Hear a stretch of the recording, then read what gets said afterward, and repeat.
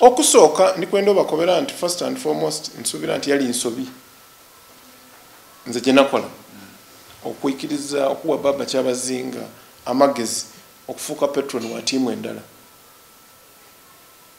Baba Kyabazinga patron wa buli tiimu mu Busoga. Oidi omujamu wako tujja twakola ebintu ayo otuuka wakati wabaayo ekikola ebintu kyakuyamba otereza ensobi gye wakola. Bino ebindi byonna ebyabayirewo nti signature yange nga bali ku submitting Busoga United yali forged. Nimwe signature yange nga Abasoga Mujiitu. Aba boine empapuledo mwandi boine. Tikyane bare kituufu nti bantu batandika evuma muvawala kuba muvawala akoze omulimu gwe. Tikyane bare kituufu. In fact aba forging signature yange balina okunetondera. Kuba ni shares de bali bawaire de ba kubati bawaire obwa Kyabazinga 80%.